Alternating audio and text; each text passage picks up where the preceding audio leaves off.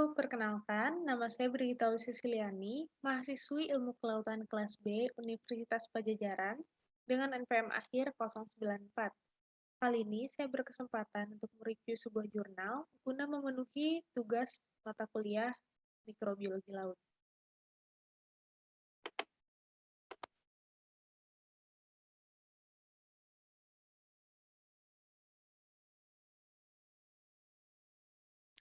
Jurnal kali ini membahas tentang keanekaragaman, ekologi, dan evolusi dari Archaea. Berikut adalah penampakan dari jurnalnya. Jurnal ini memiliki judul dalam bahasa Inggris, yaitu Diversity, Ecology, and Evolution of Archaea. Pertama, saya akan membahas tentang pendahuluannya. Awal mulanya, semua mikroorganisme non-eukariotik bersel tunggal itu diklasifikasikan sebagai prokariota dan monera. Klasifikasi awal ini mengelompokkan bakteri dan archaea menjadi satu kelompok berdasarkan morfologinya. Dalam jurnal ini juga metode-metode menunjukkan bahwa kehidupan harusnya dibagi menjadi 3 domain, yaitu eukarya, eubacteria, dan archaebacteria. Archaea itu memiliki kekhasan yang sama dengan bakteri seperti halnya eukariota. Masing-masing dari 3 domain memiliki karakteristik genetik, biokimia, dan juga seluler yang unik. Archaea mungkin memiliki lebih banyak kesamaan dengan eukariota daripada dibandingkan dengan bakteri, seperti pada struktur genomnya. Itu misalnya pada intron, histon, dan berbagai asal replikasi. Juga kesamaan pada mesin transkripsi dan translasinya, dan juga kurangnya peptidoglikan di dinding sel.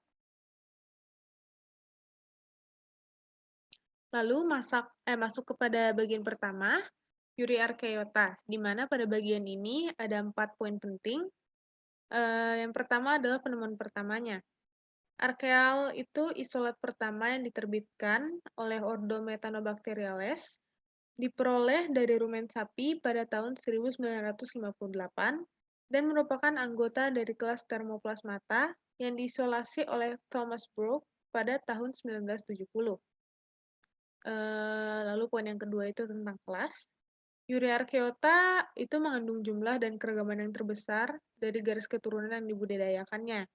Mereka terdiri dari beberapa kelas. Yang pertama itu Methanobacteria, yang kedua Methanococi, yang ketiga Methanomikrobia, yang keempat Methanonatronarchaea, dan yang terakhir adalah Methanopyric. Poin yang ketiga adalah adaptasi biologis. Juga penemuan Archaea ini telah memajukan pemahaman kita tentang adaptasi biologis hidup dalam kondisi ekstrim.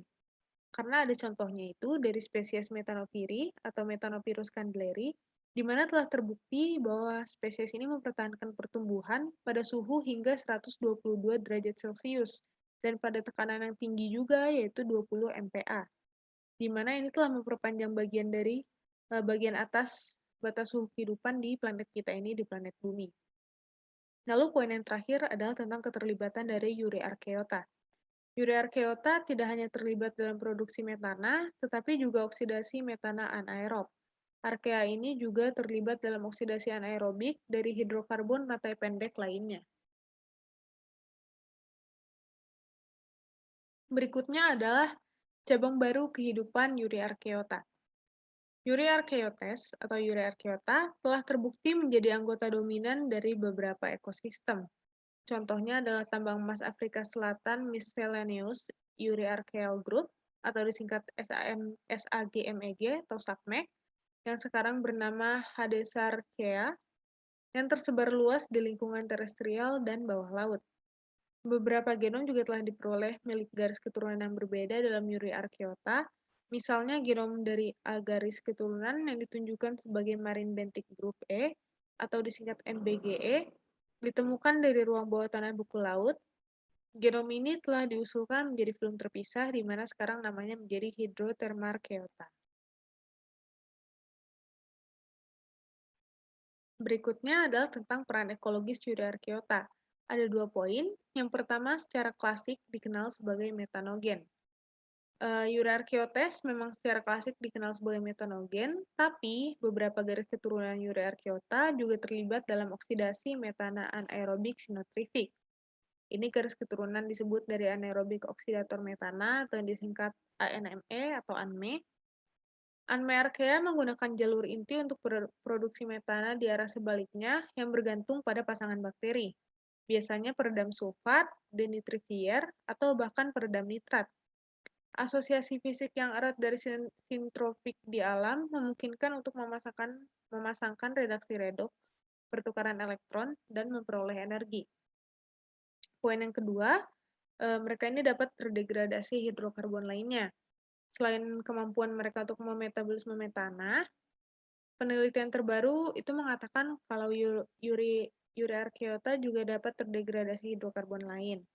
Baru-baru ini telah ditunjukkan bahwa satu organisme, itu Candidatus methanoliparia, mengandung metana dan non-metana gen MCR tipe alkana. Hal ini menunjukkan bahwa archaea ini mampu menghasilkan metana dari alkana melalui disproporsionasi.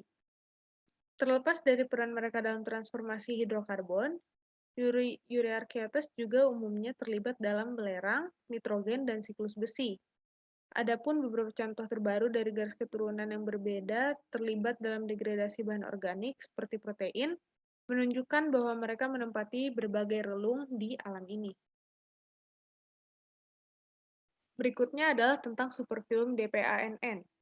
Laboratorium Karlstetter menemukan sel archaeal terkecil, yaitu kurang dari 400 nm, yang menempel pada Ichthyococcus yang diberi nama Nanoarchaeum equitans.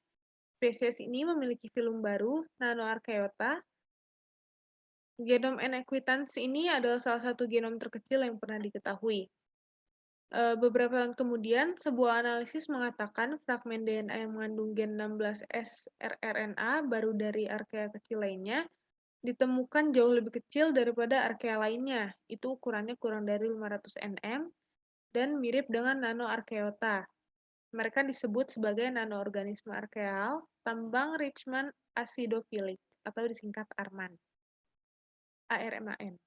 Baru-baru ini, ARMAN dan Nanoarchaeota telah terbukti menjadi bagian dari superfilum beragam yang disebut DPANN. Berikutnya adalah peran ekologi DPANN archaea. Archaea yang termasuk dalam superfilum DPANN sebelumnya telah diabaikan oleh survei keragaman karena komposisi gen rRNA mereka yang unik. Mereka terbatas pada lingkungan asam dan hidrotermal yang ekstrim, dan juga memainkan peran ekologis penting yang baru, dan juga mulai direalisasikan. Kemampuan genetik dan metabolisme yang terbatas adalah fitur bersama dari sebagian besar archaea DPANN. Karena itu, mereka harus bergantung pada interaksi dengan archaea lain untuk mendapatkan biomolekul penting. Tapi meskipun DPANN ini dibatasi secara metabolik, beberapa di antaranya memiliki kapasitas genomik untuk memanfaatkan senyawa organik seperti karbon dan lipid, itu melalui glikolisis, oksidasi beta, dan beberapa jalur lain juga. Berikutnya adalah tentang reduced genomes and symbiotic lifestyles. Selain memiliki genom yang kecil dan kekurangan berbagai jalur biosintetik, mereka memiliki intron yang unik pada gen 16S rRNA dan RNA transfer, dan panjang gen rata-rata yang relatif pendek yang mungkin merupakan hasil dari reduksi genom. ARMAN juga telah terbukti mengandung struktur terikat membran tubular internal yang menunjukkan bahwa mereka mungkin memiliki beberapa bentuk kompartementalisasi. ARMAN dalam biofilm tambang memiliki banyak virus penginfeksi. Menariknya, sel-sel ARMAN yang paling sering terinfeksi adalah mereka melakukan kontak fisik dengan archaea lainnya. Nah, hal ini itu menunjukkan kalau mungkin ada interaksi pertahanan virus yang belum terselesaikan antara ARMAN dan inangnya archaea, yaitu Thermoplasma thales. Berikutnya ada TACK superfilum atau TACK superfilum. Ada dua poin penting, yaitu mereka ini film yang paling banyak dipelajari. Karena Archaeota thermophilic dan acidophilic memang adalah salah satu archaea yang paling mudah dibudidayakan. Nah, hal itu yang menyebabkan film ini menjadi salah satu yang paling banyak dipelajari hingga saat ini. Lalu poin kedua yang penting juga adalah Aigarchaeota itu telah terbukti monofiletik. Berikutnya adalah Crena archaeota. Kren Archaeota ini mengandung beberapa spesies archaea budidaya pertama dari genus Sulfolobus yang diisolasi. Bukan hanya itu, lebih banyak kultur telah diperoleh seluruhnya dari lokasi terestrial dan laut yang bersuhu tinggi. Kebanyakan kren archaea adalah mereka ini heterotrof anaerobik yang memanfaatkan protein dan gula, sementara yang lainnya itu kemolitoautotrof siklus belerang. Kren archaeotes yang paling banyak dipelajari itu adalah Sulfolobus spp. Berikutnya adalah Taumarchaeota. Taumarchaeota ini memiliki hubungan penting dengan perubahan iklim karena aktivitas mereka ini dikaitkan dengan produksi gas rumah kaca di nitrogen oksida atau bisa kita sebut juga N2O. Mereka juga telah terbukti mensintesis metil fosfonat, substrat potensial untuk produksi metana aerobik di laut terbuka yang terbatas nutrisinya. Mereka telah ditemukan mendominasi sedimen laut oksik seperti yang berada di bawah pusaran samudra oligotrofik, meskipun beberapa penelitian telah dilakukan pada sedimen tersebut. Yang berikutnya adalah Bati Archaeota.